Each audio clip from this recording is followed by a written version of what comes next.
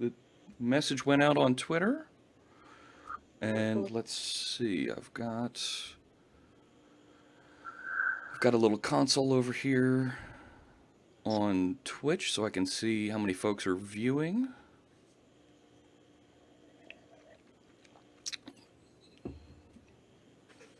And come on.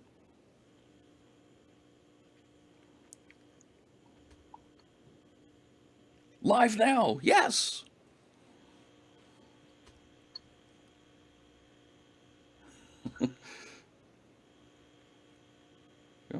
There we go. Wow, 10 viewers already. Okay.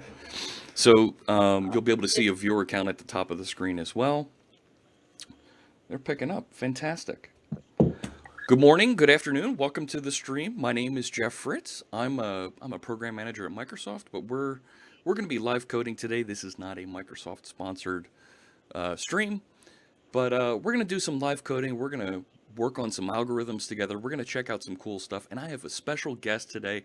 I am so excited to be pair programming with a good friend of mine, Iris Classon. Welcome, Iris. I'm glad to see you here on the stream with me today. Thank you, and thank you for having me. And I don't know if people know that, but we used to work together back in the day. Yeah. Gosh, it's been what, 4 or 5 years since we worked together back at Telerik, huh? Yeah, and you were sort of my boss. I don't know, sort of. No, gosh, I wasn't a boss. Oh, no. But we were developer advocates together. So, and that was great. Oh my gosh, so much fun with that team. Yeah. So it looks like we've already got a couple of our friends in the chat room.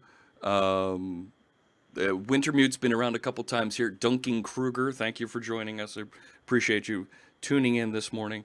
So Iris, you're an MVP. Can you give us a little bit of your background before we get started for folks who don't know you? My background? Which background? As in my... You're an MVP in what? What is it your current... Not who do you work for? What kinds of things do you work on typically? Well, typically I'm a back-end developer at a startup in Gothenburg. I've been working there for a couple of years. Okay. It's been a team that's sort of grown and shrunk in size. So right now it's just me and one developer, which is really frustrating. But our team is expanding again in January. And yeah, my background in a previous life now, a few years ago, I used to work as a clinical dietitian and personal trainer. Decided to make a career switch and started programming. This was back in 2011. Mm-hmm. And it's been a fun and very crazy ride, and got my MVP pretty early, I think 2012, and I've been an MVP since then. Was MVP in C#, and then I guess it was .NET, and then it changed to... Visual Studio and Dev Tools is what we call it now. Yeah. It's... okay. Whatever. Actually, I've never told anybody this, but when I first was awarded my MVP, I declined it. Yeah. I was awarded in Visual Basic, which I've never touched in my life. So I said, I'm sorry, I'll have to decline. Turned out it was a mistake. So yeah. I don't know, for some reason I got the wrong email. I don't know what happened, but yeah, that was a bit funny because I was like, I've never touched Visual Basic. I don't know. Yeah. I can't take it. I'm a old-time VB user, VB6. But since .NET, I've been all C#, and I only touch VB occasionally when I want to make sure I have compatible samples, right, to show folks in Visual Basic. But it's just not a language that I'm currently working with. Yeah, I mean, I've got nothing against it. I just don't know the language, so. Right, and I kind of feel that way about F#. I really want to know F#. But I'm not using it on a day-to-day basis, and it's something that I want to spend some time learning at some point, you know? Yeah, same here. I just see a question here. Do you have any background in coding? No. No, I actually pretty much got my first computer when I started coding. I've sort of, checked my email before, and I had Facebook, but that was my skills. It took me a week to connect to the Wi-Fi at school. I went, when I decided to learn programming, I went to, it's called what is it called in English? Q-utbildning. It's a sort of school that's You went to like a boot camp? no, it's 2 years, and 2/3 of the schooling is doing internship at companies. Okay. Vocational training, it's called. Oh, okay, sure. Yes, I did 2-year vocational training, but I did a lot of studying on my own. And basically, I was first in the morning and last to leave at school. Working So I hard, think studying. if someone was to expect the same like progress I've had, you'd need more than just school, and then you still, and then you're still not an expert when you finish. Obviously, you're still just a beginner, which I very much still consider myself to be sort of junior, moving towards senior. I don't know. No, I hate the terms. I think I don't look at junior, senior as really a thing. I look at, we're all still learning, right? Everybody is constantly learning. There's things that I learn about every time we stream. Last time we merged in a pull request about WebSockets. I had never programmed a WebSockets, but one of our viewers had a great pull request. They had done some work with it, and they put together just a simple pull request, a simple class that interacted with the service and monitored WebSockets and listened to them. I was enthralled to see this, and I really learned something about that, because it's not something I do on a regular basis. I use somebody else's client to manage and connect to the WebSockets and listen. We're all learning. I think junior, senior really should be a label for not just how much you know, but more of a ranking within the company, right? This person is not the boss of somebody else, but they're the mentor to go to ask questions about. So, all right, you had a cool project that we wanted to take a look at today. Yeah, I was gonna say, as Kruger there mentioned Mark Seaman. Mark Seaman has actually a really good course on Pluralsight I recommend on Solid. I hope it's still there.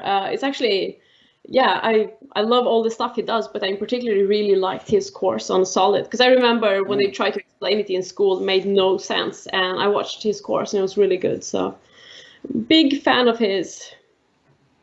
And code was really cool in F#, Bruno saying. All right. Cool. Yeah, F# makes everything look really cool. It does?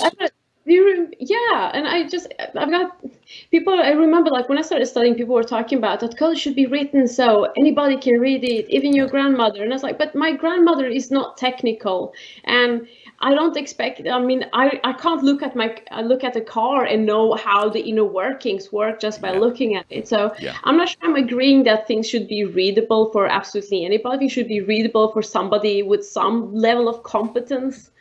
Sure. And F# makes things very readable for developers who understand the functional language.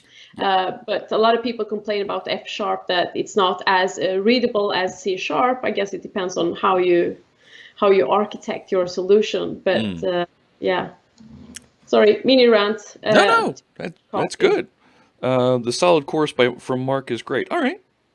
It's really good. Cool. Well, we wanted to write some code together today. And do you want to talk a little bit about our project today that we're going to look at? Yeah, so I thought I'd give people the pleasure of dealing with my social anxiety and presentation anxiety by pulling out the ugliest piece of code I have at work right now. It's not in production, but this will end up in production maybe one day, who knows? So this is really nasty. It needs a lot of refactoring. It might even be a really horrible idea, but we're going to take a look at the code and hopefully make it look a little bit better, and then evaluate it and see if this is actually a good idea or not, or if we should try doing it differently. So maybe I should explain what it actually does. Sure. So here, let me flip to Visual Studio here. A zip file literally 2 minutes ago, so he doesn't know what he's looking at. So it's brand new to me too. Yeah, so this is a great surprise for everybody, and I don't really remember what I was doing or thinking when I wrote it either. Okay. So this is also exploratory for me. We'll just start off when adding nodes there, if you see the... Sure, when adding node. Okay. So this is a test project that we're looking at. Yeah, and can you change the method name should add as child? Sure. We'll just foo, because I don't know what the test is going to do yet. Because we don't know what it's going to do yet. Yeah. All right. Okay, so let me explain. The system I'm working on, Construct, we deal with planning in numbers, Okay. things such as budgeting, forecasting, data-driven decisions, and planning. Mm-hmm. And we allow our tenants to set up various calculations to create new dimensions and value types. So a calculation usually ends up triggering one or several calculations. So one calculation can trigger Zero to many calculations. Yeah, many calculations. Okay. Yep. Currently, when we trigger a calculation, Mm-hmm. we look up which other calculations it triggers. And when they trigger, they look up which ones to trigger, and so on. It looks up other calculations to trigger. Yeah. Okay. Cool. The problem is this worked when we only had a few calculations. This works when we only have a few calculations. Yeah. Yeah. But then when we have many, we end up triggering the same calculation several times, and we're talking about millions and millions and millions of rows that we use to aggregate and calculate data on. Right. So we don't want to trigger the same calculation multiple times unnecessarily. Yeah. All right. So the goal here is to minimize, right? Minimize the number of times, spell that right. Number of times calculations are triggered. Yep. For speed and efficiency. Yep. Cool. Yep. And what else was I going to say? Yeah, no, that's pretty much, yeah, that's the goal. That's what we're aiming for. Okay. So and we I were think you said there were some rules around how calculations trigger each other. the first thing we discussed is, okay, what can we assert? How do we validate this? Because to sort of map out by hand what all the calculations should trigger, you can only do it for maybe 20, 30 calculations. But when we're talking thousands, you get a human error factor. So we can't manually verify. Therefore, we need to have some more general asserts that we can have. One is, every calculation should be triggered at least once. Every calculation triggered at least once. At least. Yeah. So what we want to do, just before the asserts, what we want to do is we want to map out the most optimized way to run all the calculations. Map. Optimized way to run all calculations. Yeah. So basically, we're building a queue. Building a queue to execute all calculations. Yeah, and for those interested, we're using Hangfire to actually execute the job calculations. In the background on your service, right? That's what Hangfire does? Yeah. Okay. So the general search, every calculation should be triggered at least once. No calculation. Okay, so this is interesting. A calculation shouldn't be. So we first wanted to say that the calculation shouldn't be triggered several times, but then we realized that we had a recursion in our calculations. So now we have no calculation should run more than 3 times. Recursion should not be run more than 3 times. Okay. Yeah, and then it should give a warning when they do. So we're going to allow that recursion until we fix the calculations. Then we need to fix the calculation. All right. Cool. So in the future, the rule will be no calculation should be run more than once. I see. So this is a stopgap, just until we figure out those other places. Gotcha. And there's actually a problem with that one. Should not be run more than 3 times, and I can explain that later when we're at the actual code. And then the third assert, or the third thing, which is actually adds a bit complexity, is that every when we get the calculations, we get calculations as a parent-child or parent-children relationship. We call them top-level nodes. Okay, calculations are a parent-child relationship. Yeah. Called top-level nodes. Is that what you called it? Yeah. Okay. So we refer to them as top-level nodes or 2-level nodes. And the parent should always be run before the child. Okay, parent of a 2-level node should be run before the child. That makes sense. Yeah, and the challenge, I mean, if you think ahead here, even if you use a list or if you use a tree, that means you're going to be moving a lot of nodes around. Yeah. Yeah. And that also means, this means that you need to think about, how much you touch the items, and as in how many recursions, how you traverse, and also what you choose to hold in memory. Right. You want to optimize the amount of stuff you use in memory. You don't want to peg that. You don't want to max out your memory. Okay. And so we were discussing how can we do this? So we were discussing different ideas, and the 2 most popular ideas was a double linked list with with self-aware nodes, if that makes sense. Yep. So 2 current theories to solve. First, double linked list. Yeah. All right. And the second was a self-pruning tree. So the double linked list with self-aware nodes or a self-pruning tree. Self-aware nodes. Okay.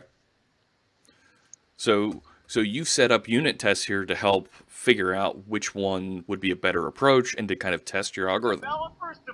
Yeah, so I've started building on the self-pruning tree I sort of have in place, and I'm just looking at it, and it just looks really horrible. It's at the stage where you've just chucked together code just to see if this actually works. I haven't thought much about optimizing it or anything like that, just getting something up and running. And there's shitloads of comments, and I think I even have a comment from my colleague in there and things like that. Okay. We can remove that assert we're building the set with unique values, because that comment. So this is not an actual test. So I put this test just before we started streaming, so we can use this test to work on. So we can kind of learn how this is working? Yeah, so we can remove the assert where it says that comment, because it's misplaced. So do you want to describe what we're doing here on 41 through 46? Yeah, so I'm just building up some test data, some mock data there in the test, and you can see examples of calculations there. That calculation O will trigger calculation A and B. B is going to trigger C and D, and so on. And as you can also see, there is let's see, is there recursion there? Yeah, there's recursion. E will trigger A, and A will trigger E. Okay. Ooh, that's got to be ugly. All right. Yep. So there aren't any real calculations here. We're just going to be pushing around these objects that are referencing each other. Yeah. Okay. So in the actual system, the we are going to use the calculation IDs are going to be the IDs of the calculations, because Hankfire will use that ID to queue up the actual job. So the reason why we were I keep saying we, it's actually me. So I'm just sort of trying, like, if you see ugly code, somebody else did that, but unfortunately this is all me. So we've all got ugly code in our past. It's all right. Don't worry about it. the reason why I thought about a list is, in the end, we're going to flatten the tree anyway. So what we are going to end up with in the end is a double linked list. That's why I was thinking that maybe we can start off with a double linked list. But I ended up trying out the tree first. Okay. Yeah. So you create this tree builder. I guess that's going to be doing a little bit of your work here. Yeah. So you pass into it. It's a temporary name. Whenever you see builder or manager, it means I haven't figured out what to call it yet. But we can go ahead and take a look at it. Okay. So let's take a look at this. I'm going to F12 into that. Oh, wait a sec. Not F12. I'm sorry. Right. I want to go to definition. Where the heck is it Control click? It's right there. You get picked to. There it is. I thought go to definition was like. There it is, F12. Why didn't F12 work for me? Ugh. All right. So this is your This is going to calculate your trees. Yep. Okay. Gets a list of calculations and children of first level for that calculation that are triggered by the data. Yeah, I thought it was F12 weapon of choice. You're right. All right, so we can just scroll down and look at the tree directly, and I can explain. So set reference, append while trimming. Is this it? Yeah, this is it. So okay. These are, please do enjoy my commented out code. All right. All right. Okay. So this is actually the first tree I've ever built outside of job interviews. Mm-hmm. So I was really excited because I've heard that you get to use tree structures, but I've actually never built one from scratch myself. I worked with trees as in Vue. You know, if you work with web forms or you sort of work with the idea, but I've never built one myself, so I thought that was fun. Right, doing the tree algorithm, structuring your data so that you can reference and use those things. Yes. Okay, so first of all, I'm using a stack, and I'm not using recursion because I already know that I'm going to hit the recursion limit anyways, and I'm going to get the Stack Overflow exception. So that's why I'm using a calc, and this is actually recursion per se though. Mm-hmm. So I don't know how to best explain this. I need to see if I can make the screen bigger so I can see it myself. Can you close down Solution Explorer to the left? Sure. And now I'm in the middle of the code. Yep. All right. So this is how this self pruning tree works. Mm-hmm. I pass in a root node. This is where we start. Okay. This root node contains a node, and the children it has are calculations that do not occur as calculations as a child in other calculations. Does that make sense? Yep. These are parent-only calculations. So those are the only ones that we're going to be looking at on the first pass through? Yes. Got it. And then you have the nodes to append in dictionary.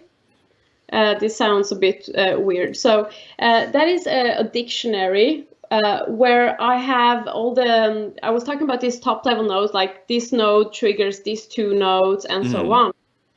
So what I did is, I'm trying to, how to explain this in a, I have no idea if I'm explaining this well or not. Are the nodes to append these nodes? So is this the root, and then these are the nodes to append? Yes and no. So this, when you look at them now, what you see is that you see the calculation E, for example, is three different objects. Right, it's E, C, and A. Okay. No, it's three different objects. So when so you find it as a calculation. Ref2, Ref3, and Ref4 have three separate objects that all symbolize calculation E. Oh, okay, because E is referenced here, it's created here and referenced here. No, it's created all the three different places. Right. Yeah. But what I do in the tree is, before I pass it to the tree, I create a dictionary that holds the key is the ID of the calculation. Okay. And the value is the object, the calculation object. So that means there will only ever be one object that will symbolize calculation E. Okay. And right now E is just the string. Right? Do you have a calculation object? Is that the calculation node? Yes. Got it. Okay. So you have the node that's called calculation E, and you're only ever going to create that once. Yes. Got it. Okay. Yeah. So the reason is, I think it's hopefully going to become more obvious later in the code. So I don't know if this is terribly smart or terribly stupid. It can be either or. Regardless, I would really like to know. So that's what nodes append in dictionary. Okay. All right. So you're looking for that calculation ID, E, Yeah. inside that set of nodes to append. And if you can't find it because it's already been appended, you'll get a Boolean here? Yeah, you'll get false. It's already been appended. No. So what happens is first I take the root node, which has children, and I push it onto the stack. Then I pop it from the stack. So I take it from the stack, and I look at that node to see if I can find a node that matches it, so I can take its children and append to it, because we are building the tree. Okay. Yeah.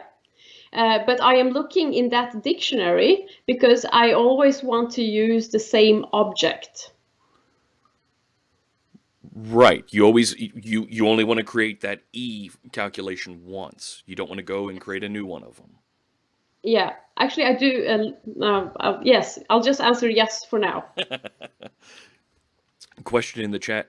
And the parameters are child nodes. Node to append exist could be null. And child nodes are resolved to their predefined children. I'm kind of confused as to what their questions are. Node to append exist. Well, no, it couldn't be null. This is a Boolean. So if you do find that node in the dictionary, this should be true. And if you don't, this would be false. There is no way that would be null. Okay. All right. I just tried scrolling in Skype. Obviously, that doesn't work. All right. Sorry. So, you want me to scroll down? Yep. Okay.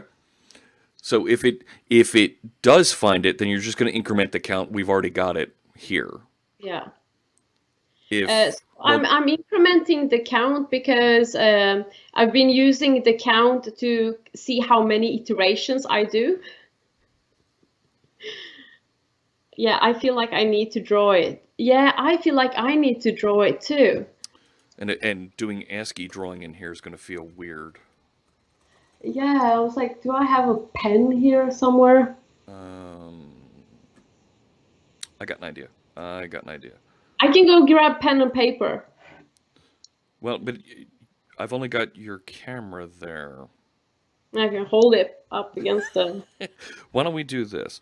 Let me start PowerPoint, and we need the rubber duck. Quack, quack, yes. And I can start drawing some boxes here. I'll ask my mom to get pen and paper. All right, so if we do this, and I can open up like that.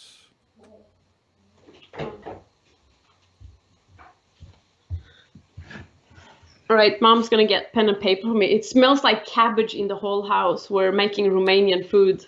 Oh, weapon Yeah. of choice. What are you doing? All caps there. And Nightbat isn't thrilled with what you're doing here. Developers, developers, developers, developers, developers, developers. Wait, where? In the chat room. So there, I have a moderator bot that just makes sure that folks aren't abusing. I try to keep this a family friendly stream. No cussing, no sex talk, any of that stuff. And every now and again, the moderator bots will jump in and penalize people, if you will. So, All right. need a virtual whiteboard. That's a great idea. Skype for Business has that, not Skype for regular people. Okay, so I've got like pen and paper.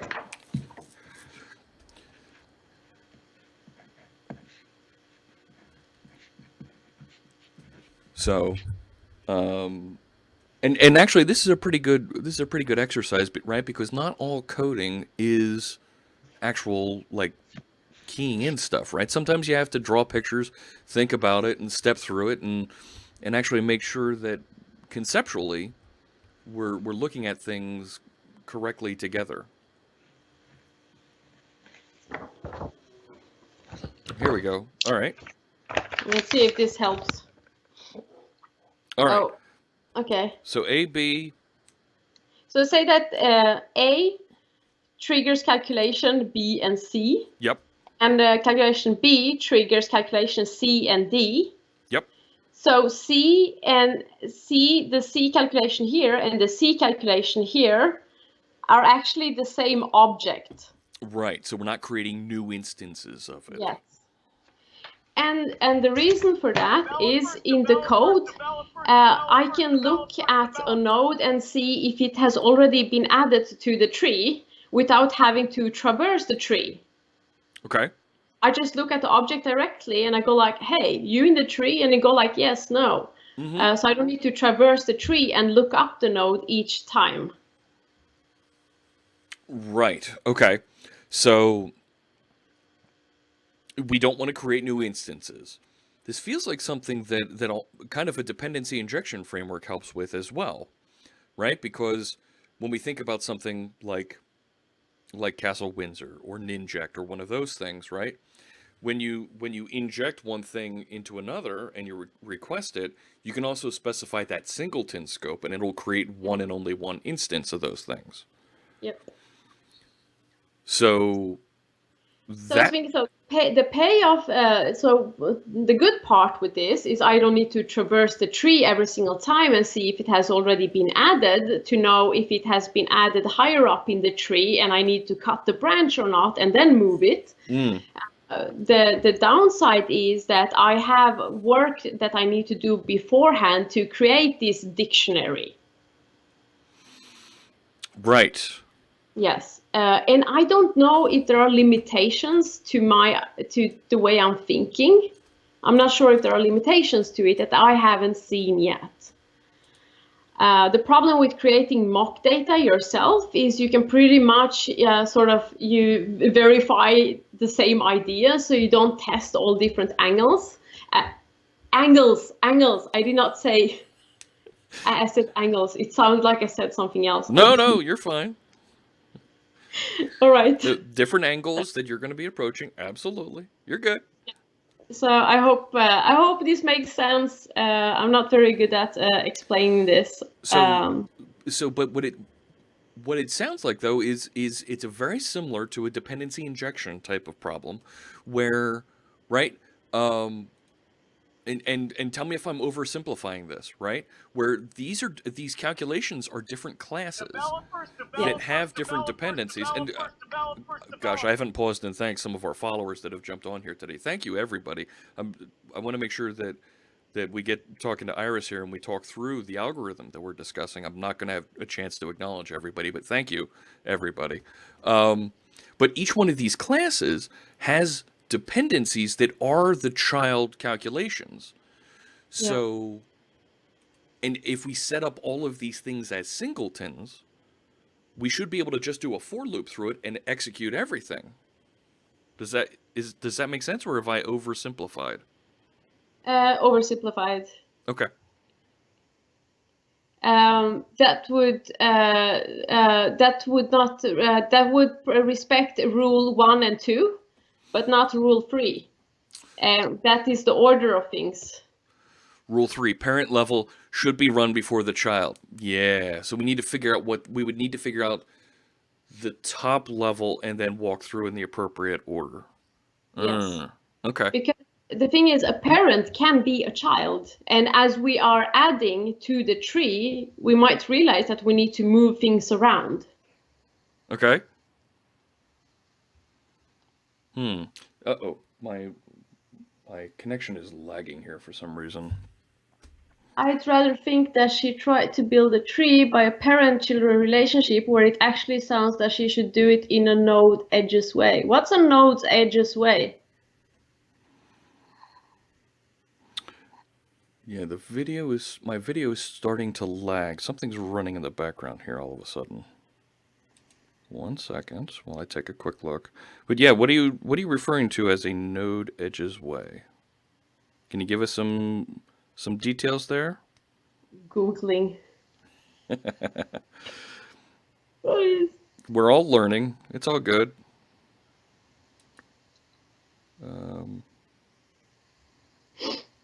Yeah, I'm really pushing my video here. We're doing a lot.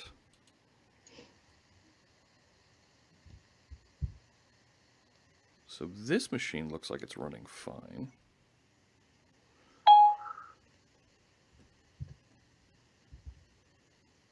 Oh, node edge graph.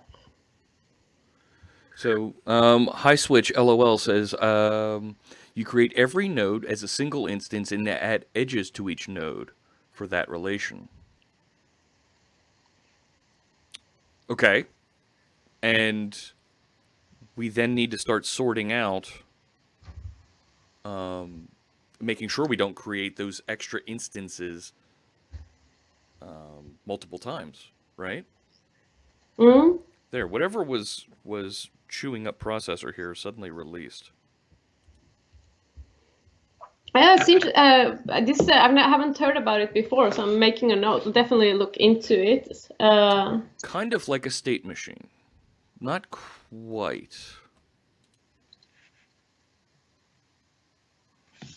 Yeah, whatever hit that was running in the background here stopped. Let's continue with the code, and let's see. Yeah, I want to hear more of her thoughts. It's difficult to read the blue on gray here. High switch low. I have no idea if it's a he or she. Sure. But it's really interesting. Let's go through a little bit more of the code and see if that does kind of what you're looking for here. Yeah, that'd be great. All right, so I have a node, and I'm looking in that list to see which calculations that node should trigger, and then I'll grab that node. To listing it so I don't enumerate over it multiple times and get some fun side effects as a result. And then I go ahead and I look at the node that I have. And it has, so each node has a property, which is called occurrences in branch. Mm-hmm. And I just make sure I look if the currencies in branch is less or equal to 1, and that it's not above the recursion limit that is set, which is just hard coded here to 3. So occurrences in branch, if you navigate to that one, this is where I start thinking that this might be extremely imperformant, because I am starting to look up the tree from the node I'm at to see to calculate the number of times it occurs in a branch. So I'm a bit worried about inefficiency here, but it's there for now. So once I've looked at how many times, so the node I'm at, I don't want it to occur several times up the tree, not more than once anyway. Let's see. And then I'm just verifying, let's see what I'm doing there. What's my comment? No parent means node hasn't been used in the tree. All right, so if the node has not been used in the tree, okay, and the depth of the node is lower than where I'm currently at, then I'm going to go ahead and take that node's children and append them to the node that I am at. So you're going to graph that on to where you are. Okay. I feel like this was poorly explained. No. So you're looking for whether or not the node is in the tree. If it is in the tree, then and it's below where we currently are, grab it and move it up here so that it's executed earlier in the process. No. Uh-oh. Okay. Man, I'm explaining code. And they want code to be readable? I can't even explain it in like 1,000 words. All right. Current node is the node we are currently working on in the stack, and that means is where we are in the tree. So, say for example, we're here. Current node is A. Okay. That's current. That's current node.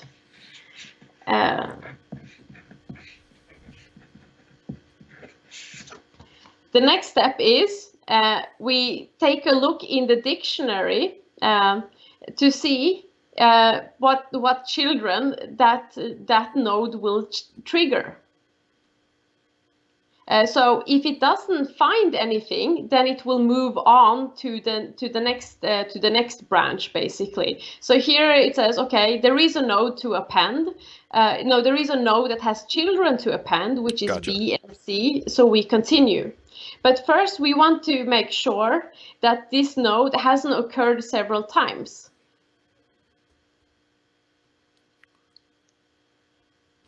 Because if it has already been triggered, and that means that its children has already been used, and that means we're just repeating a pattern that has already been done. Okay. And we don't want to keep repeating that. Yep. Okay. So so if the node is so then what we're doing, so when I find this one here, I'm checking, okay, so I have these two nodes to append, but has this one been used in the tree already? I'll draw an example here. Okay. Now, okay, obviously, so if it has been used already, which means here, for example, that means that we need to evaluate if this one is at a level that is, if it's further down the tree, then we will not continue here, because we have a branch that is deeper, so we're not going to continue. But if it's further up the tree, we're going to end up removing the node here and just add the children here. All right. So if we have, all right, these two are at the same, we would just ignore this one and not bring it along. Yeah, well, we would cut it away. Right. Drop that. Yeah, because A is going to be triggered anyway. Right. Yes. But if this was further down, right? If there was something else here, right? And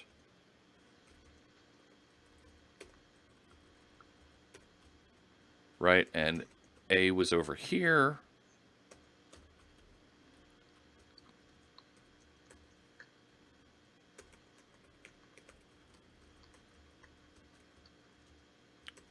Right?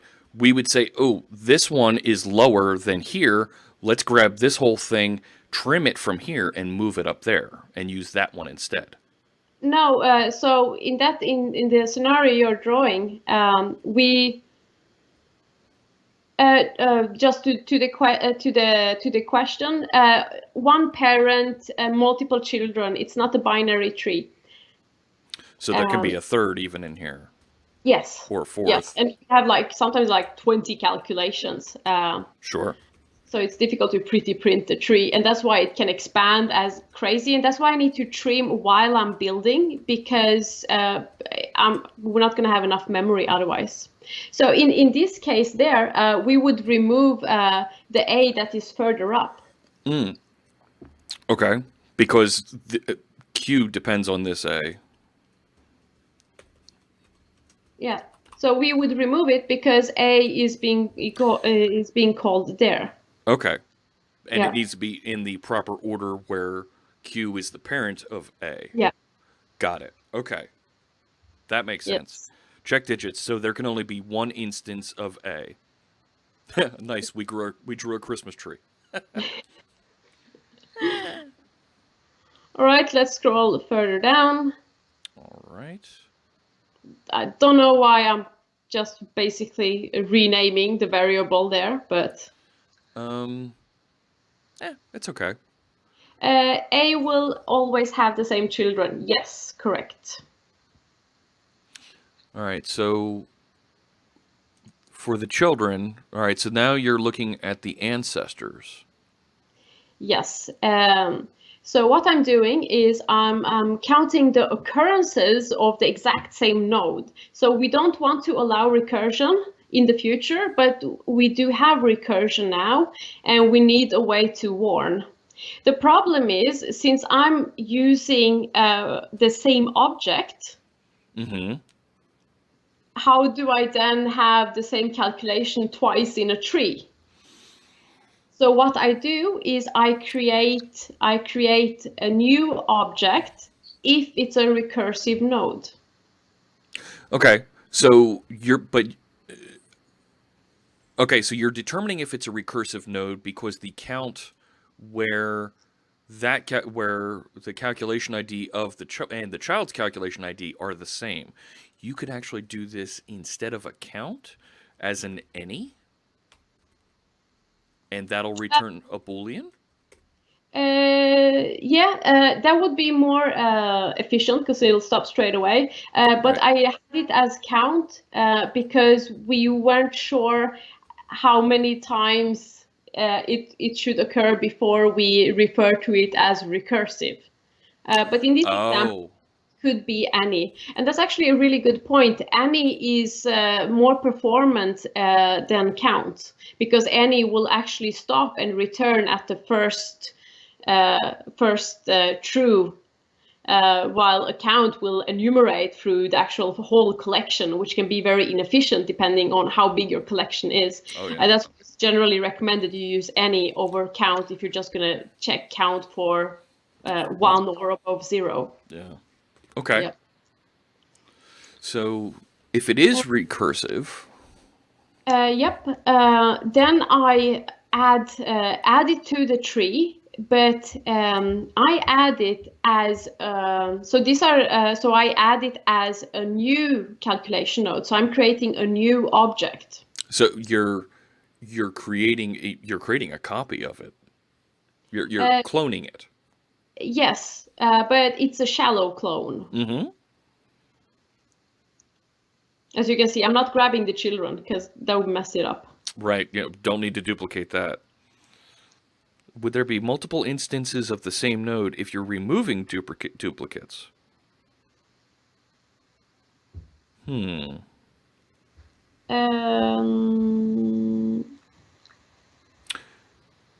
Right now, there might be multiple. It's not the same. It's not the same concrete node, but it's a shallow clone of the node. Is what we're going to see. Yes. Okay. So we've got these shallow clones that are being added that we'll use later to figure out if we need to move things or trim later. So as I've added there in the comment, recursive nodes are added as new nodes, so property won't be changed when they are added again. Right. Yeah, because if I was adding it as a node and just pointing to the same object, then when I grab that object again and change a property, it's going to change in the other place as well. So it's a, yeah.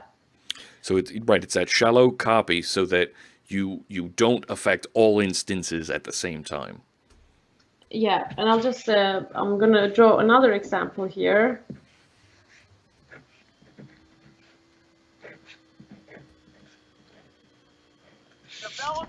Say that we have this situation here. Okay. So recursive, so X triggers A triggers B, and B triggers A. So in this situation, A will be added as a new node, because otherwise when I add it, this and this, so when I add this to B, its parent is going to be set to B. So that means that this one is going to get its parent set to B. Right. And that's not going to work. And it's also marked as recursive. So when I print out the tree, I can give a warning that, hey, we got recursive nodes, and it's a calculation A after it has been triggered by B. Looks like it's, you know, in there's an attempt at recursion that we have stopped. Right, and this is where you were saying earlier. These are one of those places where you're going to need to come through manually and try and dedupe, try and reduce that recursion. Yeah, because the recursion can be very deep. So A triggers B, B triggers C, C triggers D, D triggers A. Recursion. Yeah, okay. So you won't know that unless you do this walk up the tree to figure out if it's there. Yeah. I think somebody asked if why not just trigger the children and then just continue triggering. I'm not sure if that was the question, but that's what we're currently doing. We're just letting the children trigger what they're supposed to trigger, which ends up with the same calculations being triggered. So we get like a massive fan out effect with calculations being triggered. For comparison, we tried this logic and compared it to previously. We would trigger 2,000 calculations, and out of those, only 120 were unique. Okay. So that's very inefficient, and these are very heavy calculations that lock up the tables in our database. Sure. That's a different problem. Let's talk about deadlocks. That's a whole nother problem. Okay, so that's where we need to dedupe, right? That is number one, getting from 2,000 down to that 120. How do we do that dedupe? Yeah. So what we're doing is we want to build like this optimal tree to run, and then we're going to flatten it by breadth first, left to right, and turn it into a queue. Yep. And when we actually run the calculations, we will actually skip some of the calculations, but that's a different story. But we are going to cache this lineup of calculations. So when a client triggers calculation B, we will in the queue find B and trigger from point B to the end. Okay. So this is sort of like you know, in SQL, how you get your little cached maps, you know, how to run, how queries will be. Yeah. Oh, yeah. So it's sort of what we're doing. And, yes. And Voxliv thinks that this is more like a state machine. I don't know if it's a state machine. I don't think. Right. Can you explain state machine? I mean, I've heard the term before, but nothing comes to mind in terms of. So a state machine. Let's. Hickory Hill. No. State machine is one of the fundamental architectures frequently used to build applications. State machine architectures can be used to implement complex decision-making algorithms represented by state diagrams or flowcharts. When I think of a state machine, there's a specific state that we are maintaining around our system is what I think of. Go away. I don't want to see this advertisement. I don't want to register. Who does that? People. Stop doing it. Stop. That's not what I want to see. Go away. Bad. I've never been happy to see a pop-up ad. So I've never looked at it and thought, that's a great idea. I want to buy that. Yeah. Ugh, annoying. Initial state or record of something stored someplace, a set of possible input events, a new set of states that result from the input, right? So, add guard is a great ad block. A set of possible actions or output events that result from a new state. So, right, it's a black box that you're sending in a series of parameters, and then a set of new states that result from that input. Yeah. But really, it sounds like a way. It sounds like maybe a way to describe it, but I'm not sure if I don't see a solution. No, because it's a bit abstract. Yeah, right. You've got this complex hierarchical relationship between objects. I wouldn't even call them calculations, just objects, and those objects reference each other, and we need to figure out how to dedupe that. How to minimize the number of objects referenced in the hierarchy so that, to optimize for memory and processing. Could you draw a graph from scratch representing each case and explaining exactly what you want to do, not how you would do it? So, right, so I had this simple diagram that I had drawn in ASCII, where we have these different objects, X, Q, A, B, C, and D, and X references both A and Q, but Q references A and something else, I don't know, but A is already being referenced up here. So how do we dedupe this so that, you know what, we only reference A once? We ensure that A is executed after both X and Q, and then B, C, and D are executed after A, right? So one of the steps that we were looking at that Iris was suggesting is we'll trim this one off. Because yes, even though it's referenced by X, we know that A is over here, and then A has B, C, and D underneath of it, which I'm representing over here. So trim this off, and let's execute in the order of X, Q, A, B, C, D. And that would be a proposed order, and it would get us into single instance and executing in an order where it top executes before bottom. Right? If I described that all properly so far? Yeah, I think so. Then, and the last criteria that we had to run into was we needed to make sure there wasn't a situation where we had something like,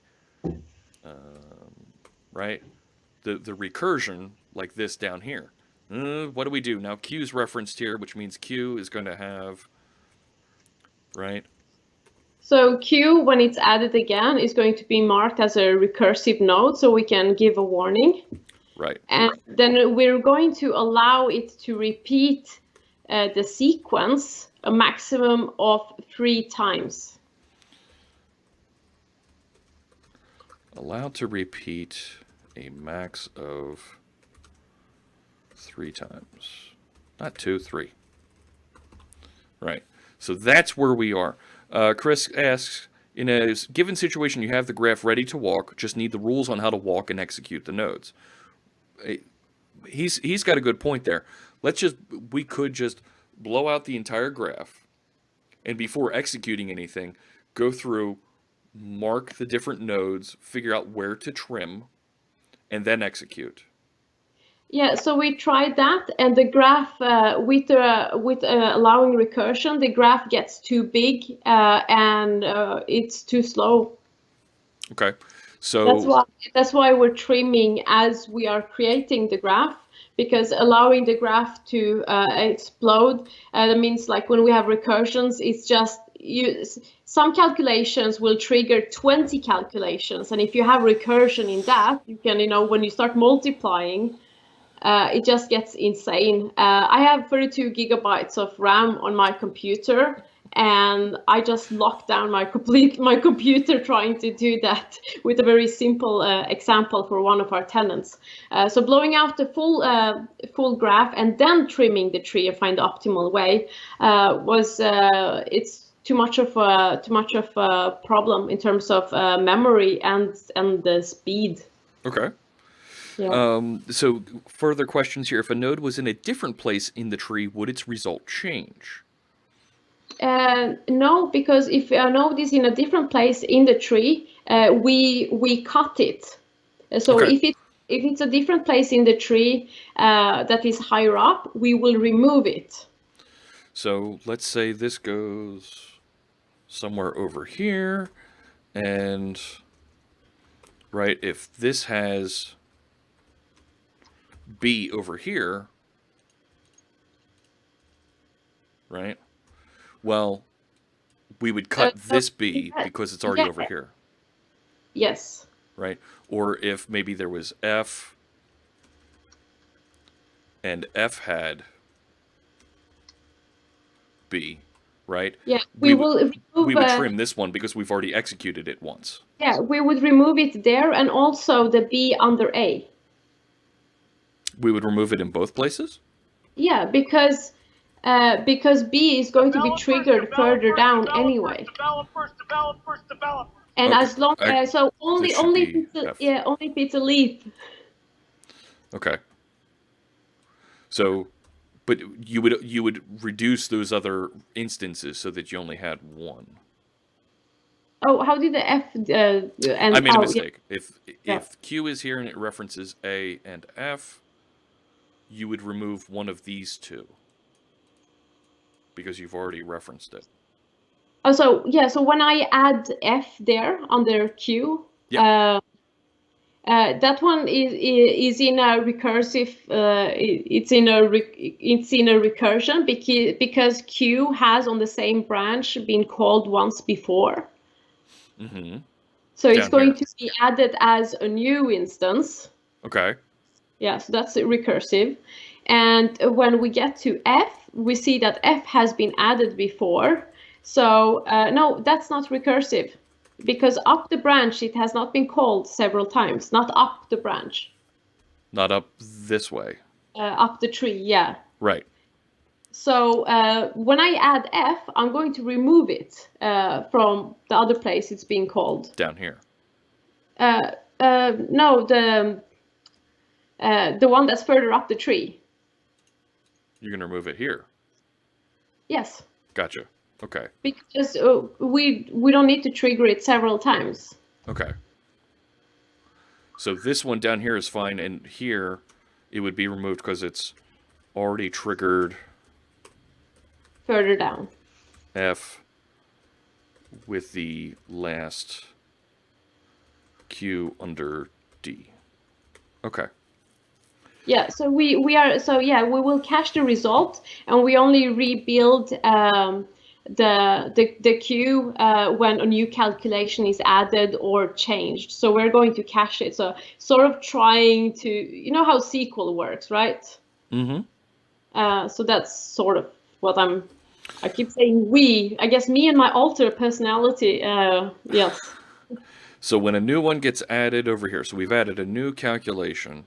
And if this is Z, when this one is added, if this one references Q, we actually wouldn't add this second queue. We would just say already built queue. Yep. And we would stop. We would just let, when the calculations would fire, and we would execute Z and so not this trigger is anything else. interesting. No. This is very interesting.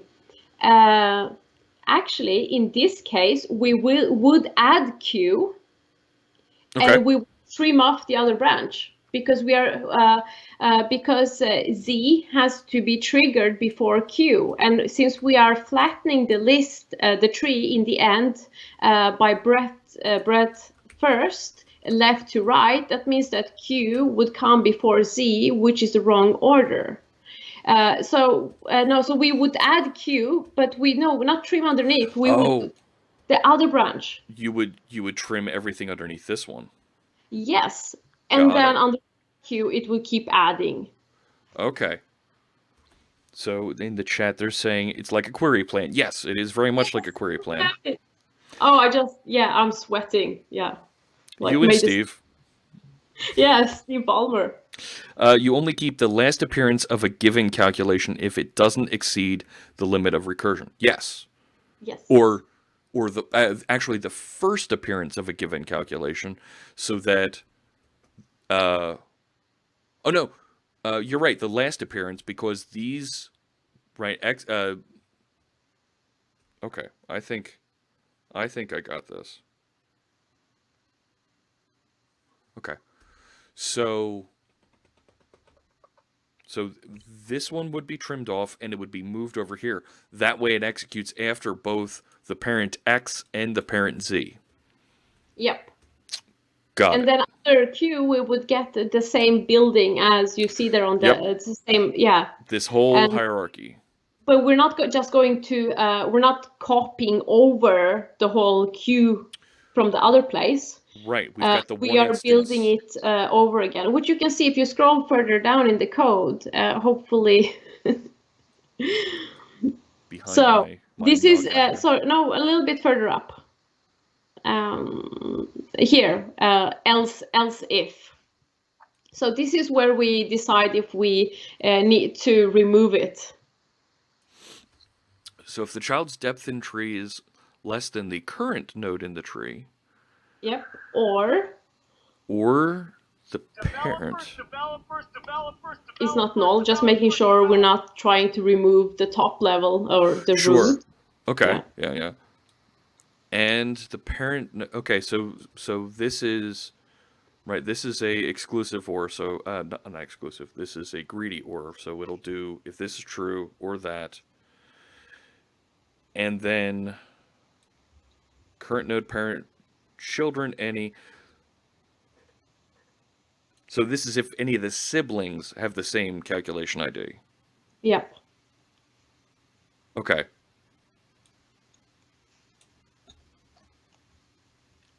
And then obviously, not And then there obviously. you go, trimming it. What I'm checking there if the parent is null. Actually, I don't really need to do that, but I'm still doing it. So I'm disconnecting the tree. Mm-hmm. And then I'm doing something really bad. I'm removing an item from the stack. Now, why would you remove the item from the stack? Because if I'm cutting away a branch, when I'm adding, as you see there in the end, it says a tree stack push. So if I have something already in the stack, but I've disconnected it from its parent, the problem is when I pop it from the stack, Mm-hmm. it's going to come in the wrong order. Got it. So Does it- High does- Switch LOL is saying that this looks like this is a cycle graph, cyclic graph.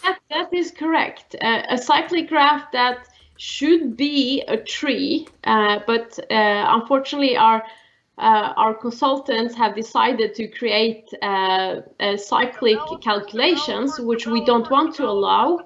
We want to warn about it, but in the end, we want this just to be a tree and not a cyclic graph. And the reason we allow a few recursions is we don't know why they decided they needed to run the calculations in a cyclic.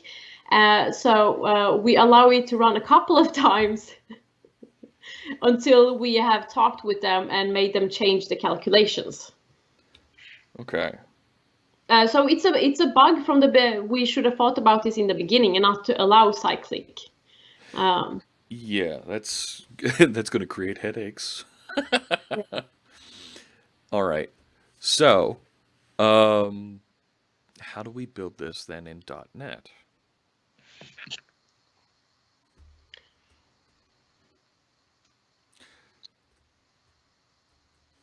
There's like a linked list where you at the end just point back to the head, right? You know that a cyclic dependency between computations is impossible to achieve. F of x equals g of x. Yeah.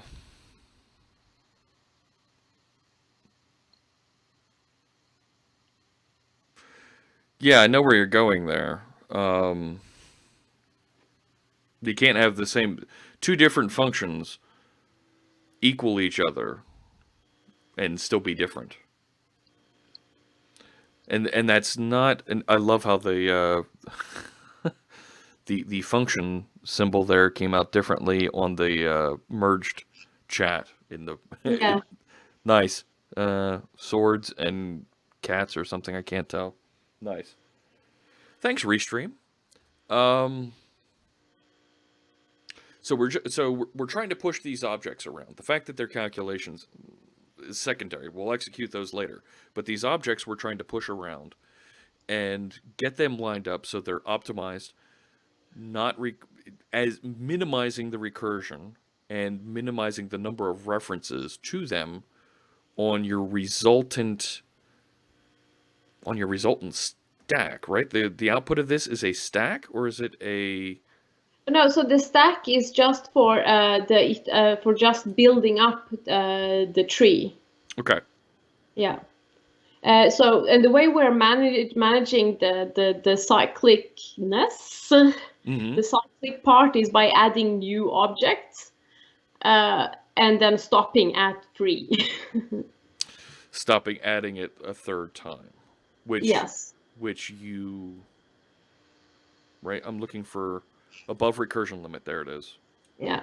So what happens? So what happens in I guess in reality? So how it works today is that cyclic calculation. So usually when a calculation is run, it looks when it runs the next calculation, it has a filter that it looks like that it looks at. Should I trigger this next calculation? So what they've done is they've put a calculation that after it has run once or twice, it will output something that will stop it from running again. But those are dynamic values, and we don't know them beforehand. Okay. Yeah. So it will have like a trigger this calculation if the total sum of this is above blah blah blah. Oh wow. Yeah. So I'm looking at those filters as well. I have not shared the code, but I have a regex that is 500 characters long. Oh my gosh. A 500 character regex. Iris. Yeah. Oh my gosh. That's when I tweeted, have you ever been ashamed and proud at the same moment when you've written something? I mean, I was proud it was working, but I was so ashamed by looking at it. Could I link the D node to the upper Q in the ASCII graph? You're suggesting a link somewhere here between these two? So instead of turning a cycle into a predetermined number of expanded nodes, if that is what happens now, I might be missing the point. Why not just keep the cycle as a cycle and handle it during walk? Yes, so handling it during the walk is what we're currently doing, and the problem is that we are triggering too many calculations that are the same, and they don't need to be triggered. Okay, And that's why you're trying to dedupe those calculations Yeah. up front. But couldn't you look at when the next, if the calculation has been triggered, if so in this case, right, this was F. Yeah. When you get down here, no, when you get to here, Q's already been triggered, right? Even D wants to trigger Q. Yeah.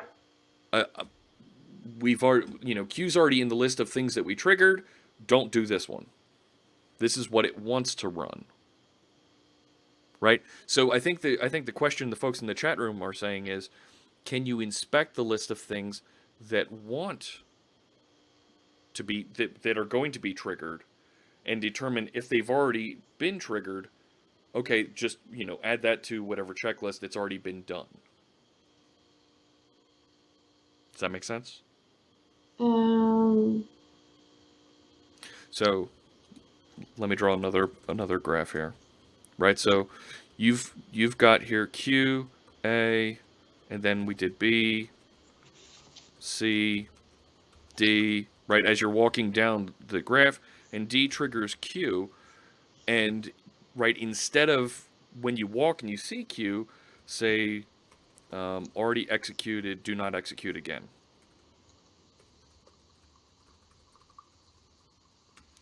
And then you would move on to the next one over here. You'd go F, and then you'd go over, and the next one would be Z. And then Okay, so I understand. So the problem with that is that we need to check the conditions. So yeah, we can verify if something has been executed, but we also need to make sure that it's executed in the right order. Right. So and that was our first that's our first challenge we got to address is it's not enough to know if something has been executed. We also need to know that it has been executed after the calculations that are supposed to trigger it. Right. It's predecessors. It's parents. Yeah. So we know D is a parent of Q in this scenario. So this Q should actually not be executed here. Yes. So here's, for example, if I have both A and B trigger the same calculation D. Yes. So if we know that D has already been triggered, but we can't, we also need to make sure that D was triggered after both A and B. And if we have to, if we check that dynamically during the walk, it seems like something that'd be very imperformant to do. And also, where do we keep that state? Because Hangfire is going to run the calculations as their own processes. So that means they're going to have to access the same data store to check what has been run before and all the rules. So we need to reapply and recheck the rules for every single calculation, instead of pre-caching the results. The query plan, the calculation plan. Oh. If that makes sense. It does. Hi Switch, just keep a list of visited node and don't trigger it. Right, we looked at that. You wouldn't execute. Just execute the bottom one, they're saying. But we need to execute. So we need to execute Q before A and F. And A needs to be executed before B, C, and D. And Q and B, C, and D and A need to be executed before X. So we kind of need to go up. We need to start at the bottom and walk up. Acyclic dependencies. Link that to your coworkers. That'd be just me, because I keep saying we, but it's me. Yeah, this is the challenge of working in a startup in a small team where it is just you. So that was the acyclic graph, acyclic dependencies. This one. Yeah. Right, this becomes messy. See, I love this stuff, but I'm not very good with it. I'm taking notes. Absolutely, right? We're all This trying to is- learn a little bit here. I chose this piece of code because it's really horrible coding without code review. And just, yeah, it's nice configuration builder.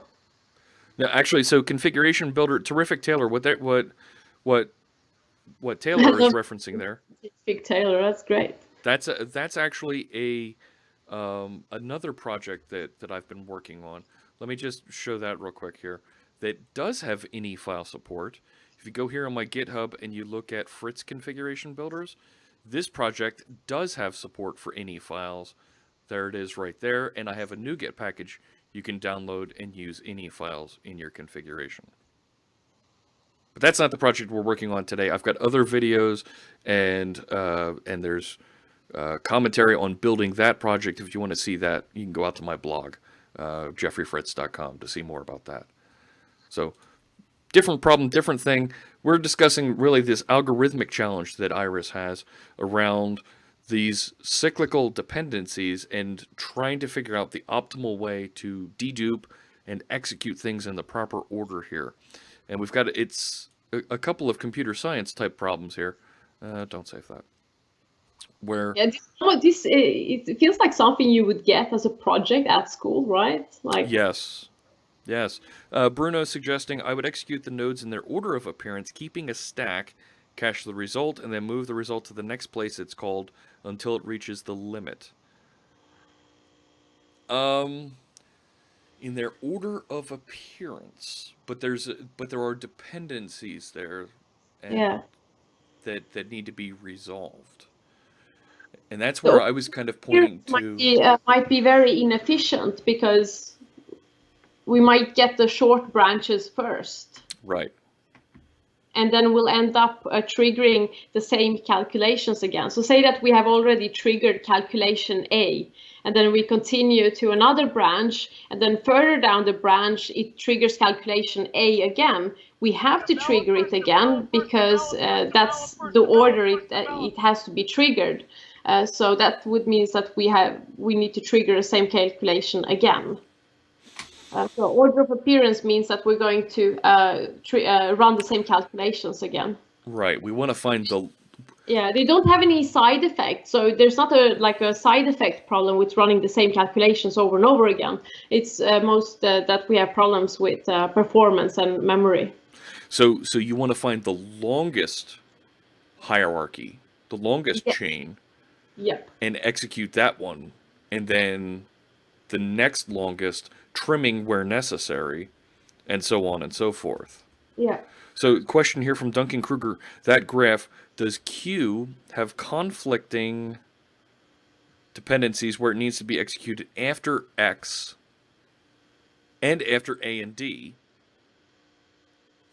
Because Q is executed. So here's the recursion, right? So yes.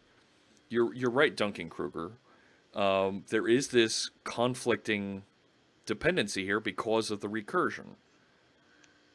So, and that's a good question to you, Iris. In the case where we do have the recursion, which queue gets executed first, or do we trim off these two?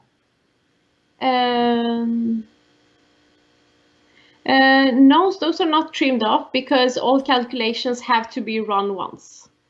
Right. Oh wait, sorry. You have Q triggers A, and A will trigger, and A is going to trigger B, C, D. Right, and then here's Q again. D is triggering Q, and then A, and then it would have B, C, D underneath here. Yada yada yada yada. Yeah, and when B, C, D is added, then B and C is going to be trimmed away. The ones underneath this A. Yeah, the first A, yeah. These ones would be trimmed. Yeah, so those two will be trimmed. Okay. And the BC that were over here would still live. Yeah. Would the D still come along for this one? because we're underneath D at this point. D would come, but we would not build further further, because then we would have too many occurrences. Right, because this D Yeah. would have Q We underneath wouldn't of it. build further on D, because it already occurs twice up there. Right. Yeah. So this Yeah, would it be will yanked. stop. Yeah. No, D would come, but we wouldn't continue down the branch. No more underneath. Okay. All right. Yeah. The two Qs have the same children. Yes, the two Qs do have the same children. So I think I see what Gaming Pain is suggesting there. Once we hit D here and we see that it's going to trigger something that's going to create a recursion, Yeah. we should just trim this whole bit off at this point. Yeah. So the reason we allow it is because because we didn't add a warnings. We didn't discuss this with the consultants implementing the calculations for the tenants. They've done they decided to create some smart calculations where a calculation they will trigger each other once, like in a loop, but the output of the calculation, it would stop. Okay. I really need to show you a filter to explain this. So I'm gonna give you. I just need to find my integration tests here. Check Digits is saying we need to trim the consultants. Crankinator, I unfortunately need to head out early. Iris and Jeff, thank you for the live stream. Definitely got the mind working early this morning. Seems like a tough problem. Hopefully we'll see you on the stream again soon. Like to see a follow-up with when you get this working. Maybe we can do that. Yeah, that'd be fun. Yeah, I've had this. This was a lot of fun. It was not as scary as I thought it would be.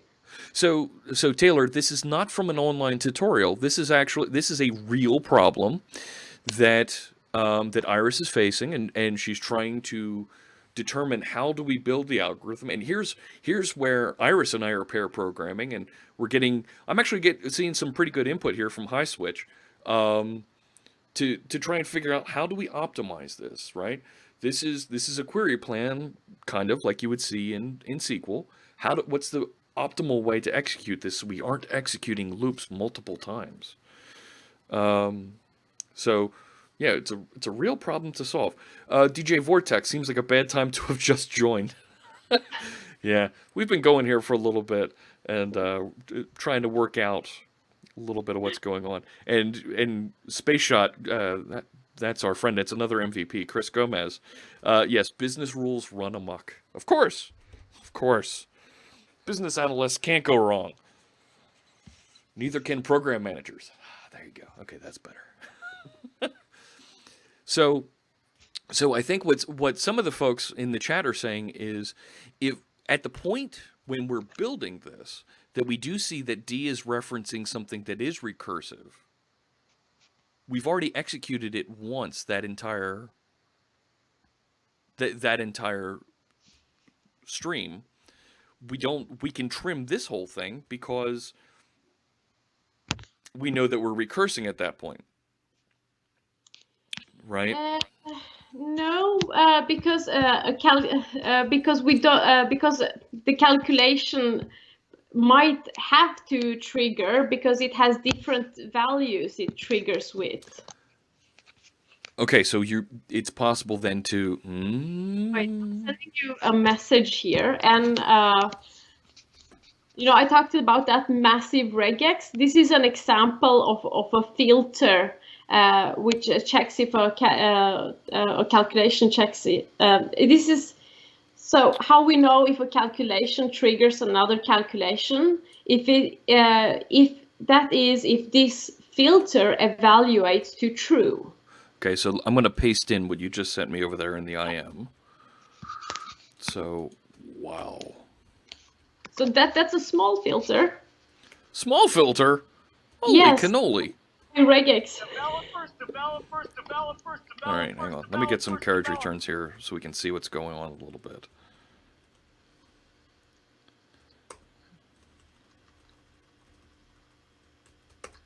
All right. Whew. It's not mathematically possible. I think high switches might be onto something. Executing the same calculation. If it's not the same calculation, if you're executing it down here with different arguments.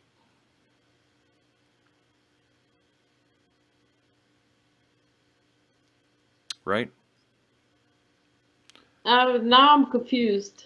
Okay, so you have a calculation called, right, and in your initial sample here, right, they're named after different letters.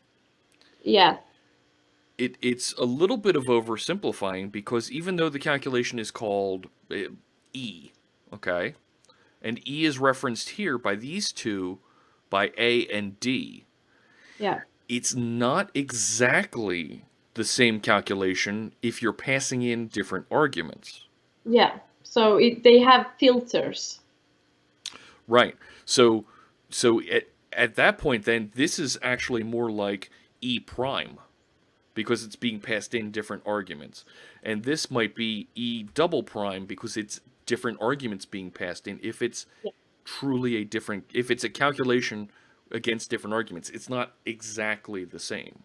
Yeah, it's performing the same. And we don't know. We don't know the dynamic values because they're dynamic. So we know those when the calculations are actually run, and they trigger the next calculation. That's when we pass in the dynamic values. So some values are dynamic and some are not. So when we first create the two-level nodes, we are basing that off the filters and what we can interpret from the current filters. So the values that are hard-coded or that are not dynamic, if you go back to the filter. Here. Yep. So in this case,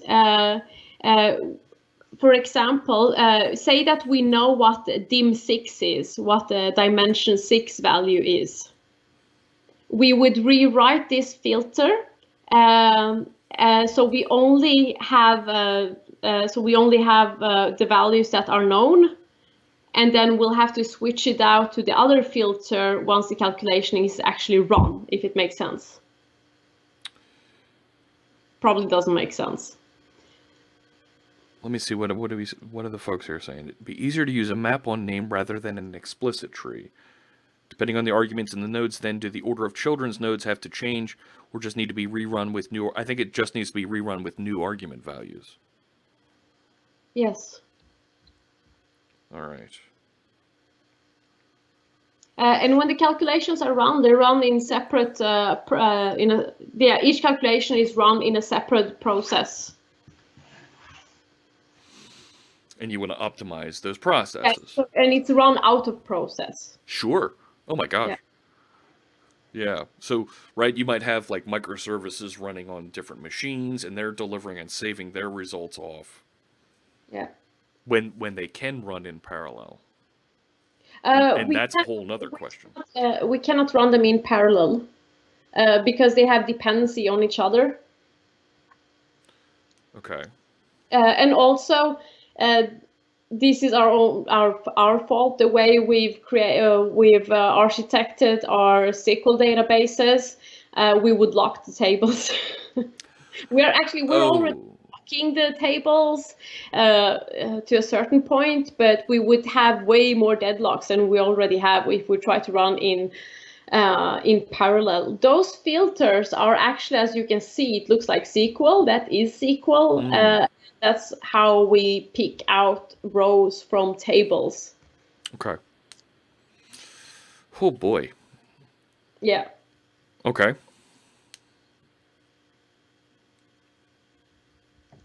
Oh my, Yeah, I my first gosh. read a mesh dependency, and it's like, yeah, this is oh no, it says mesh dependency. Okay. Freudian slip there. Oh my gosh. Okay.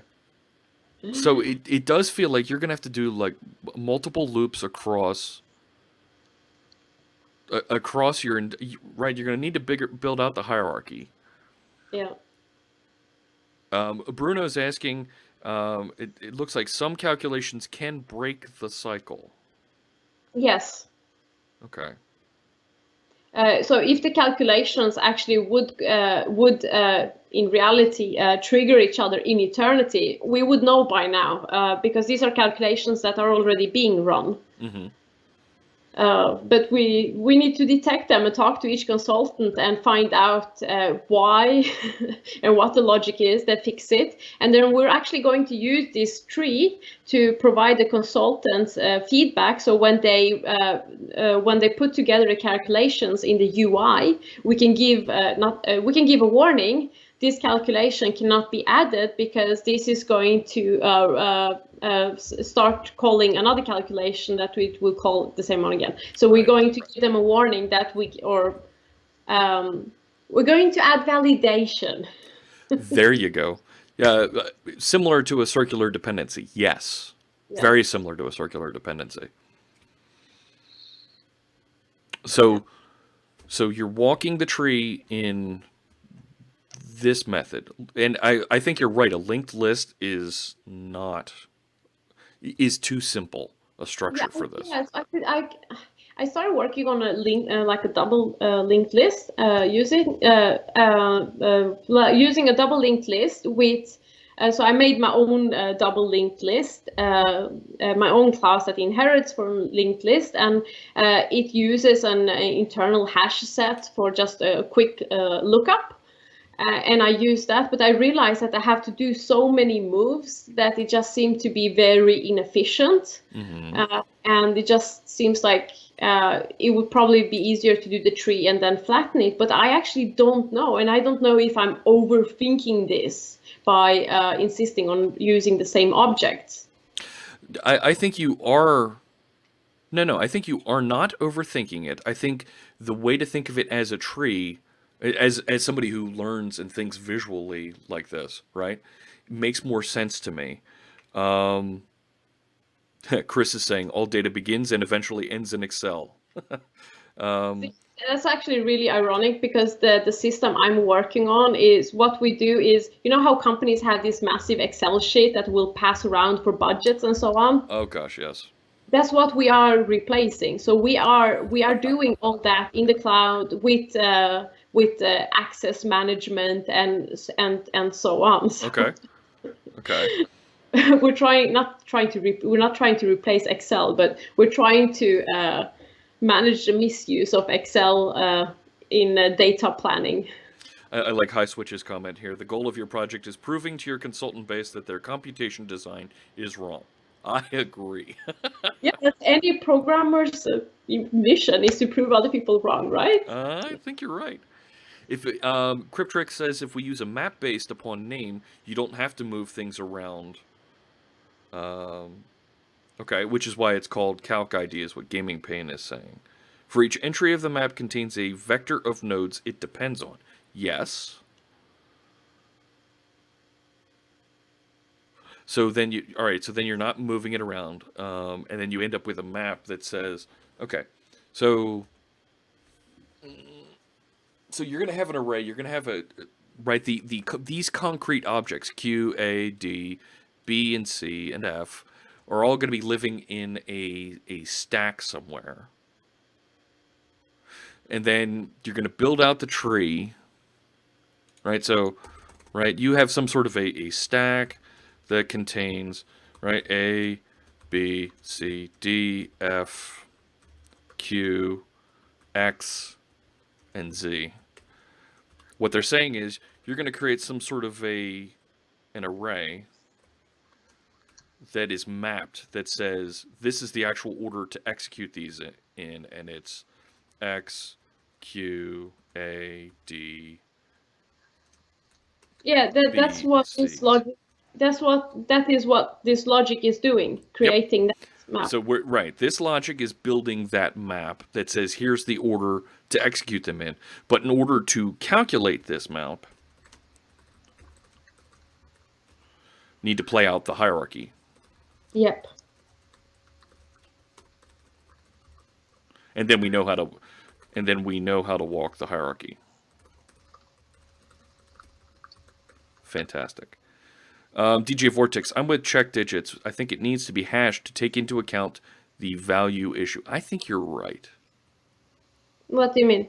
So if there's different values being passed in, such that, right, if this queue is being passed in, right, arguments 1 and 2, but this queue is being passed in arguments 3 and 4, it's not the same queue. Yeah. When we build the map, when we build the query plan, the calculation plan, the calculation run plan, Yep. then the values will be the same, because they're just going to be very dynamic variables. It's only when they're actually run that we know what they are.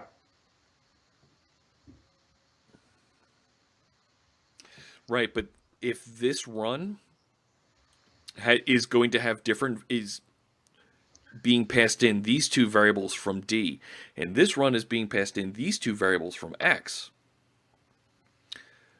it's two different variables. These are two different instances, right? Even though it's the same instance of code, for the purposes of query planning, they're two different things. But we don't know what they are until they're being run. Right. You don't know the variable values before a query. No. I think I just herniated a blood vessel. It's very complex. Somebody said something here. Just send them to some math courses. Actually, I would like to go to math courses myself. Yeah. For anybody who said, "Oh, you don't need math for programming," you know, it's like you actually. I don't know if it's just this situation, but I've had so many situations where I really wish I was better at math, and I'm actually reading up. I'm doing some math courses now because I find it very limiting to be limited in math as a programmer, in particularly when I like algorithmic stuff. So yeah. So, for the purposes of allocating one and only one instance of each object, so you're okay to allocate just Q, right, onto the stack. One instance of right, your calculation Q object. But when you go to calculate this map, you're not just calculating, laying out, here's Q, but it's also Q that's being passed in a certain set of arguments, and then maybe down here is Q with a different set of arguments. Yeah, that are unknown until it's actually run. Right. And you don't know. So not only do you have to lay out the map, but then when you get to one of these, if you find that you're executing it with the same arguments again, well, you're going to get the same results, right? Am I right about that? If it's the same calculation with the same arguments, so there might be redundancy. Right. So we do want to execute Q a second time if it's being passed the same arguments, but you don't want to execute it a second time if it's being passed the same arguments as previously. Yeah, but with this implementation, I've decided to beep it. I don't know how child friendly this is. And go like, yeah, just run it an extra time because we're not going to allow recursion in the future. Okay. So we will. So this is where you're saying we will allow it to run a second and third time, but that fourth time, we're don't run. Yeah. Okay. Wow. So check digits is saying same argument, same function should be the same. Otherwise, they're different until it's known. Looks like the crap has hit the fan. Stop spamming caps. Nightbot, you know what? I'm gonna. High Switch has actually been pretty good contribution there. I'm gonna. Wait, what? What is somebody saying? What's happening? High Switch is a lot of this stuff is right. She's writing. Right. So the moderator bot just clobbered his contributions here. I'm going to. Why? I know exactly. So what I'm going to do is I'm actually going to. Where is it? The bot's like, you talk too much. Exactly. So I'm actually going to tell the bot, you know what? It's okay. Where is it?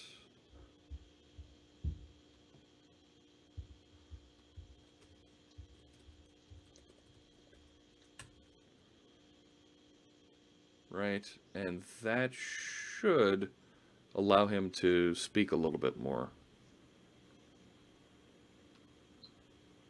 It's just annoyed because of the capitalization. Yeah. So I'm not sure how long I can stream. and actually, yeah, I'm going to be running up against the end of time. We can be talking about this here. So the problem that we're trying to talk through, trying to get a little bit of our arms around here, Drew Boy, is I'm laughing at High Switch's comment. That was funny. Or I may have hit a circular reference in it. In its algorithms. Yeah, it doesn't like all the caps. So Iris has this very complex problem where she has a collection of calculation objects that reference each other, and she's trying to figure out the optimal way to execute them so that they execute in an order where their dependencies are satisfied, and we don't have any recursion, and we don't allocate extra memory, extra space for these objects when we don't need to. So I think I think we're kind of in agreement here with some of the folks in the chat room that using the tree hierarchy makes sense, and walking through it like this makes sense. And it does feel like it's a lot of messy code. But for what you're trying to accomplish, it sounds like you kind of need to. And having to check for these recursions is going to be a pain in the neck. And based on some of the feedback that folks are saying about the people who have set up your calculations, these consultants, it might be a good idea. Where is it when you do your calculation recursion, when you're checking the number of recursions? There it is. Are we above the recursion limit? Right, and you're saying, well, let it recurse 3 times. I'd be tempted to take that down to 2. Let it only execute a second time, and after that, you're good. And you know, throw that out as an error, a warning, so that you can start really trimming this down and getting to one and only one recursion, because you're gonna, right. That's the source of that over there. Is the source of all the memory problem that you're going to have with this algorithm. What do you think, chat room?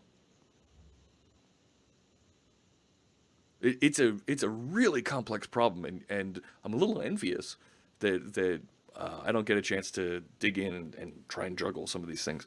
But I think you're on the right path here. This is more fun than, hey, let's do another intranet. Can we do some CRUD stuff? Another form that saves data into a database that people can search against. Oh, yeah. Oh, and I want to be able to change background color on my profile. Oh, great. Good for you. That's why I went to school. Yeah, right. Let's build the next Twitter. Check digits. Checking for the recursion with the variable arguments is not going to be possible until the calculated values of the variable's arguments is known. Yeah. And you could hash that. Once hashed, you know whether or not things are going to repeat. And DJ Vortex is agreeing with the double caret there, it looks like. Yeah, I can't see how the tree approach scales with the need to check the tree for recursive entries. Yeah, I agree with that. That's something I'm worried about. Yeah. I'd be interested in knowing how a node can execute when its children have been removed. Well, that's just it. So the children aren't children in dependency. They're the children are elements that are to be triggered based on once the element here is executed. So right, so here's Q, this Q here, right? We're going to execute that, but Q should trigger A and F. But you know Yeah. what? This Q already triggered A and F. So we may just remove these from here down to reduce that recursion. Can you try to explain to a complete noob what you're currently doing? I tell you what, you're gonna. We're almost out of time here. I think we're not gonna be able to go into that. I'll have to point you to the recording later. Yeah. Hash the tree is going to be a lot more efficient than a tree of queries. That I can believe that. Getting a hash value for these objects. I can do this. I'll clean up this very messy code, and I'll post the code on Stack Exchange code review. Okay. And then we can because link to actually it. it'd be great to just I love the conversation that's going on, and I'd love to get more input. So I'll post the code there. Maybe you can help spread the word, Jeff. And I'll link to it from the wrap up and from the videos. yeah, and then somebody's gonna write, oh, there's actually a simple library that you can use. And you know what? If that's the case, fantastic. And then somebody writes, yeah, and it's already built into Visual Studio. Have you tried the right-hand menu? It's on the right-hand menu. Just right-click on this thing and it works. Will you come back later and show progress? I think that's a fair question. Yeah, well, I'd love if you want to stream again, that'd be great. Sure. This wasn't. I thought this was going to be super scary, but this was very interesting. It was fun. I like it. Cool. I'm glad you enjoyed it. Emacs is better than Visual Studio. Stop it. Stop it. And besides, we all know Visual Studio Code is better than Visual Studio at this point. Someone will say there is a NuGet to do. Oh, that's just wrong. Yeah. All right. We are trying to remove third-party dependencies as much as possible. Oh, okay. Yeah, we've really started to look at I think it's so easy to pull in third-party dependencies and use somebody else's library, but that means that you're relying on something you not necessarily can fix yourself. Right. And it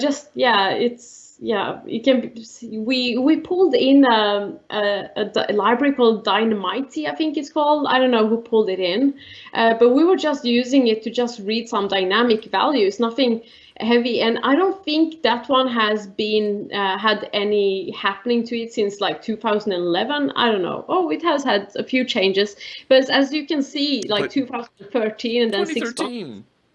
Yeah.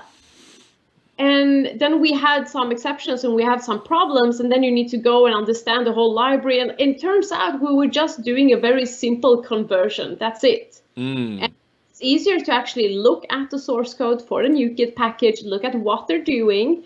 And I mean, if it's not a lot of code, write it yourself and have your own tests in your own solution. Okay. And put third-party libraries when there's a lot that you need, but you don't want to left pad it. You know what I mean?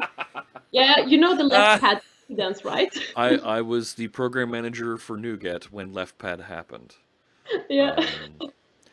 Iris is of course referring to the left pad issue on NPM, the node package manager, right? So many people were depending on that left pad package on It was NPM. like 12 lines of code. Exactly. And the owner got upset and decided to withdraw it from the NPM repository, and so many things depended on it, it broke the internet for like a half an hour. So, yeah, very, very interesting problem. So I think... Yeah, so I'm just, whenever we pull in a library for just a few lines of code, I call it to left pad. Yeah, right. Yeah. And What's interesting about that problem with LeftPad is that Node doesn't have a base class library where we can do things like, right, hello, and have all these things that we can do to strings, right? Yeah. String dot, and all of these things are separate Node packages. So, yeah, that's a problem. Did you used to stream in Live Coding TV, Live EDU? No, I did not. I did not stream on Live Coding TV. I've only streamed here on Twitch. I'm streaming on Mixer. Copies of videos are going out to YouTube. Yeah, I was thinking I'm going to try to live stream a little bit, because I talked with my employer and product owner and all that, and they're completely fine with me streaming what I'm working on, because I know what is sensitive and what isn't. So. Cool. Since I don't have anybody to do code reviews right now, and I don't like writing code without code reviews, so I thought that would be a great way to at least have somebody hopefully look at what I'm writing. And also, I feel very alone Developers, at work. I know exactly what you're talking about. I think what I find very beneficial is that code that I can share, that I am working on, by putting it out here on GitHub. You know, if other folks can look at it, it makes it easy for me to point to it if somebody watches a recording and they want to provide some input, they want to open an issue. I even had somebody submit a complete feature here for things like working with RSS for this project. It was something I thought, hey, that'd be neat to do. Well, somebody went and wrote it, and that's pretty cool. So if there's code that you can open source and you can put out here so it's easy for people to see, I would encourage that. Yeah, absolutely. Cool. I think that's all the time we have. If and you said you have to go, I got to get running here. I keep this usually at about 2 hours. So thanks so much for joining me today, Iris. This has been really interesting. I wish you best of luck trying to, as you go through your final tests around this and optimizing how this tree structure is going to work. Let us know how it goes, and I hope we answered some of your questions and pointed you to some resources that can help out a little bit here. Yeah, thank you so much for everybody in the chat. It's been a lot of fun, and I'm looking forward to next time. Cool. Alrighty. Well, thanks so much. I'm not going to be live streaming on Tuesday because of the holiday, but I'll probably be back either Thursday and probably Thursday. Next Saturday, I'm actually check this out, Iris. I am the in-arena announcer for my daughter's horse show that they're going to be riding in. So yeah, that's a lot of fun.